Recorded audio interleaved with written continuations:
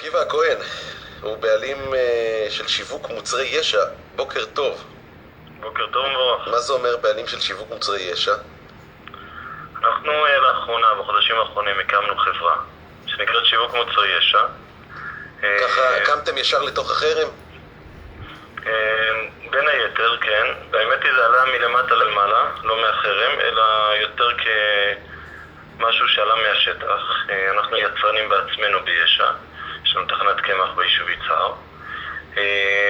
ואחרי כמה סיפורים שנתקלנו בעצמנו בזה שיש לנו חרם בעצם צרכנים, אפילו לא חרם אירופאי, מצד אנשים שמעדיפים לא לקנות מתוצרת ישע, אנחנו החלטנו שאנחנו קופצים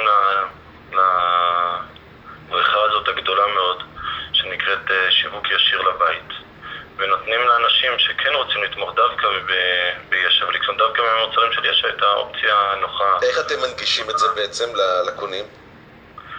יש לנו אתר אינטרנט שכל אחד יכול להיכנס, ממש כמעט כל רחבי הארץ. ימי חלוקה מסודרים. בן אדם יכול לרכוש מהמוצרים הרבים, יש ממש מאות מוצרים היום באתר אינטרנט. אז זה גם מוצרים שאפשר לשווק לתושבי ישע או שזה רק מישע החוצה?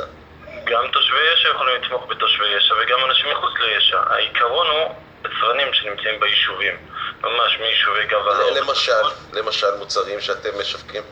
יש במוצרי מזון, יש לנו בגב ההר מוצרי המזון, הגבינות עיזים והביצים של כפרות עולם, בסמים מאיתמר, את הקמח מיצהר, יין בוטיק מיצהר ושילה, שוקולד ממעלה חבר בדרום, יין מחברון, מקווי חברון. עד כמה החרם פגע באמת ביצרנים?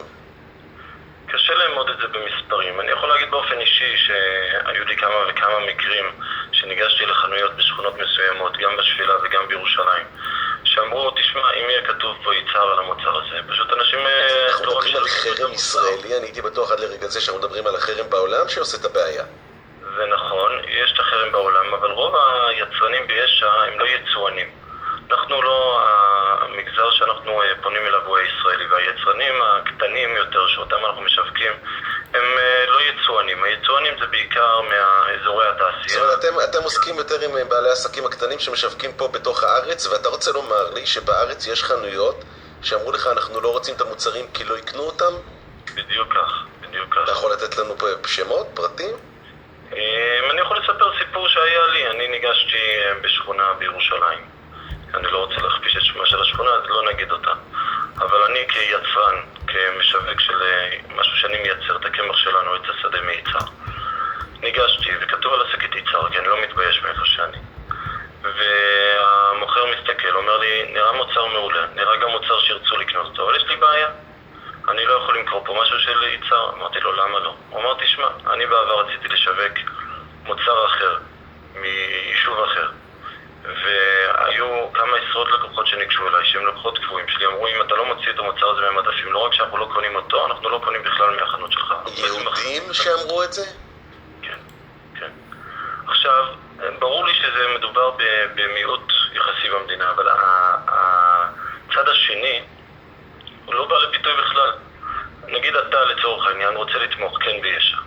איפה אתה יכול לקנות דווקא מתוצרי ישע? אפילו אם אתה יכול למצוא את זה בחנות, ללכת לאושר עד היום ולמצוא יין בחברון או שמן ממשק אחייה, אתה לא שם בראש דווקא שזה מה שאתה רוצה לקנות. אשתך שולחת אותך עם רשימת קניות ואתה רוצה... כן, זה ברור, אבל נראה לי שמה שאתם עושים, שאין ספק שהוא חשוב, אבל זה סוג של פלסטר, זה לא פותר את הבעיה. אולי צריך להפעיל את הלחץ על בעלי החנויות.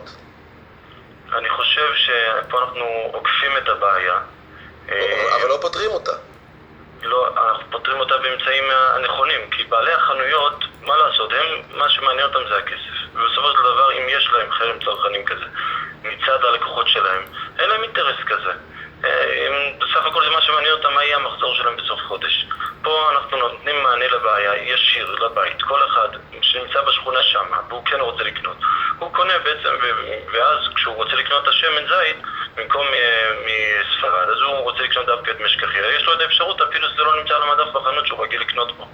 וגם אם זה כן נמצא, ככה הוא מקבל חבילה של הרבה מוצרים שונים. עד לבית שלו בצורה הכי נוחה, ואנחנו מקפידים כמובן גם על מוצרים איכותיים, טוב, אנחנו בכל מקרה נשמח לקבל את הפרטים, גם אם זה מחוץ לשידור, את הפרטים של בעלי החנויות